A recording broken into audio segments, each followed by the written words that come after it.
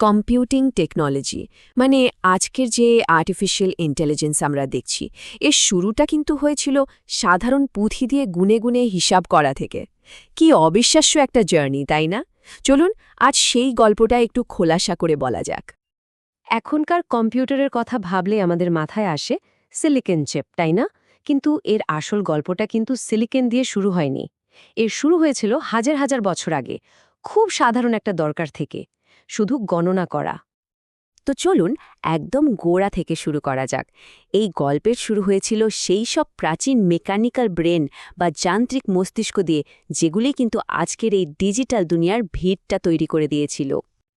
শুনলে অবাক হবেন, হাজার হাজার বছর ধরে এই টেকনোলজির উন্নতি কিন্তু খুব ধীরগতিতে হয়েছে।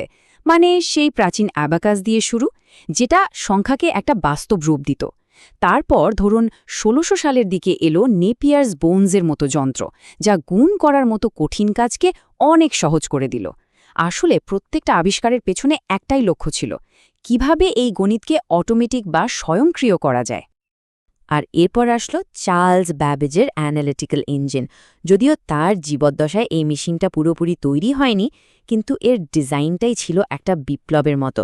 কেন? কারণ উনিই প্রথমবার ইনপুট, মেমোরি আর একটা প্রসেসিং ইউনিট, এই তিনটা মূল ধারণাকে এক জায়গায় এনেছিলেন। আজকের দিনের যে কোনো ডিজিটাল কম্পিউটারের ভিত্তিই কিন্তু এই তিনটা জিনিস।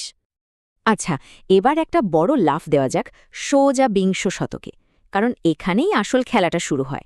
যখন ইলেকট্রিসিটি বা বিদ্যুৎ এই জগতে পা রাখল, তখন থেকে পরিবর্তনের গতিটা একেবারে রকেটের মতো বেড়ে গেল।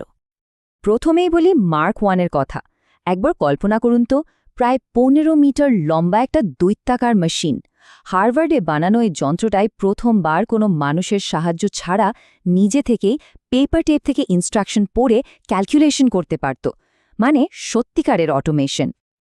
মার্ক ওয়ানের পরেই এলো ENIAC, মানে electronic numerical integrator and calculator. এটা ছিল স্পিড আর পাওয়ারের দিক থেকে একটা বিশাল বড় লাফ। কেন কি? কারণ এতে কোনো নড়াচড়া করা যন্ত্রাংশ ছিল না, এটা চলত সরাসরি বিদ্যুতের গতিতে। কম্পিউটিংয়ের ইতিহাসে এটা কি বলা হয় সত্যিকারের একটা টার্নিং পয়েন্ট। তো ENIAC যে একটা বৈপ্লবিক আবিষ্কার ছিল তাতে কোনো সন্দেহ নেই, কিন্তু এর কিছু বড় সমস্যাও ছিল। যেমন একে প্রোগ্রাম করা ছিল ভয়াবহ কঠিন একটা কাজ। আর তখনই সবাই বুঝতে পারল যে কম্পিউটিংয়ের পরের বড় চ্যালেঞ্জটা কি হবে, কিভাবে এই মেশিনগুলোকে সহজে প্রোগ্রাম করা যায় আর দৈনন্দিন কাজে ব্যবহার করা যায়। আর ঠিক সেই চ্যালেঞ্জটারই উত্তর নিয়ে এলো ইউনিভ্যাক। মজার ব্যাপার হলো, যারা ENIAC বানিয়েছিল সেই একই টিম এটা ডিজাইন করে। আর এই ইউনিভ্যাকই প্রথম কম্পিউটার, যেটা ল্যাব থেকে বেরিয়ে এসে বিভিন্ন ব্যবসা আর সরকারি অফিসে ব্যবহার হতে শুরু করল। মানে কম্পিউটিং সবার জন্য খুলতে শুরু করল। এইখান থেকেই আসলে আধুনিক যুগের শুরু। আর ট্যাগ বিশেষজ্ঞরা এই পুরো সময়টাকে, মানে এর বিবর্তনটাকে, ব্যবহৃত প্রযুক্তির ওপর ভিত্তি করে মোট ৫টা আলাদা জেনারেশন বা প্রজন্মে ভাগ করেছেন। এই ৫টা জেনারেশনের গল্পটা কিন্তু দারুণ। দেখুন, প্রথম প্রজন্মে ছিল বিশাল বিশাল ঘরজোড়া ভ্যাকিউম টিউবের কম্পিউটার, যেগুলো প্রচুর গরম হতো। এরপর দ্বিতীয় প্রজন্মে এলো ট্রানজিস্টর, আর সাথে সাথে কম্পিউটারগুলো ছোট আর অনেক বেশি নির্ভরযোগ্য হয়ে গেল। তারপর ইন্টিগ্রেটেড সার্কিট, মাইক্রোপ্রসেসর, আর এখন তো আর্টিফিশিয়াল ইন্টেলিজেন্সের যুগ।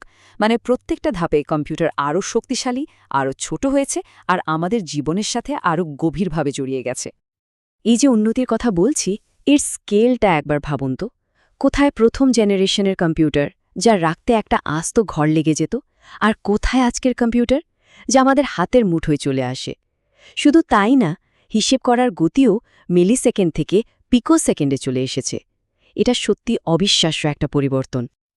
আর এই যে দ্রুত বদলের কথা বললাম, এটাই আমাদের নিয়ে এসেছে বর্তমান সময়ে, মানে পঞ্চম প্রজন্মে। আর এই জেনারেশনটা কিন্তু আগেরগুলোর থেকে একদমই আলাদা, এক নতুন ধরনের কম্পিউটিংয়ের যুগ এটা।